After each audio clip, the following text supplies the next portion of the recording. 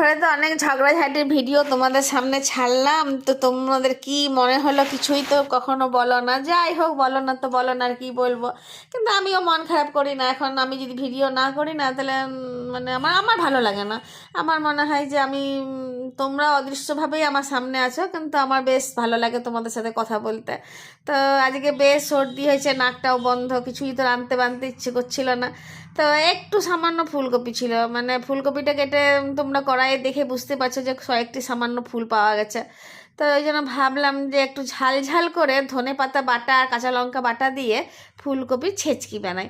তো সেরকম কিছুই না, রান্নাটা কিন্তু খুব সহজ, কিন্তু খুব নতুন ধরনের রান্না, জানো তো। তুমি যদি ধরো ফুলকপিটা ভেজে নিলাম, তারপরে আমি ধনে পাতা বাটা কাঁচা লঙ্কা বাটা ওপর থেকে দিয়ে দিয়েছিলাম। আর আমার মাথাতে ছিলই না ছোট্ট চিনির কথা। তো যাই হোক, ওই বাটাটার মধ্যেই তোমার নুন চিনি দিয়ে আর একটু পাতিলেবুর রস দিয়ে টক মিষ্টি করে ঝাল ঝাল এই রান্নাটা আমি করেছিলাম, ফুলকপির ছেচকিটা। কিন্তু ওই চিনিকে খাওয়াতে পারলাম না, ওকে বললাম যে ফুলকপিটা ধুয়েই খা, দিয়ে যাতে ঝালটা না লাগে ওর। আর এইদিকে আমিও আজকে তোমাদেরকে মানে ভিডিওটা শুরু করেছিলাম ঠিকই, ফুলকপি কাটলাম, রান্না বান্না শুরু করলাম, কিন্তু এত সর্দি হয়েছে যে কথা বলতেই পারছি না। তো কি আর তোমাদেরকে দেখাবো ভিডিওতে ভাত দিয়ে খেয়ে। তো ওই জন্য দেখাতেও পারলাম না। তো যেমন তেমন করে রান্নাটা করলাম আর এই বাটিতে তুলেই রাখলাম। আর এদিকে জানো তো, এখনকার দিনে ছেলেমেয়েরা কত অবাধ্য। বিলুকে বললাম যে তুই একটু ভালো করে ভিডিওটা আমার বানিয়ে দে, আমার তোমাদের সাথে কথা বলতে রান্না দেখাতে খুব ভালো লাগে।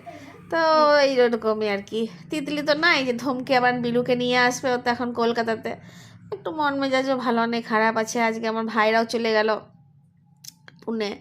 তো যাই হোক, সব মিলে মিশে মন খারাপ নিয়ে এই ফুলকপি ধনেপাতা দিয়ে ছেচকি বানিয়েই আমরা খেয়েছি।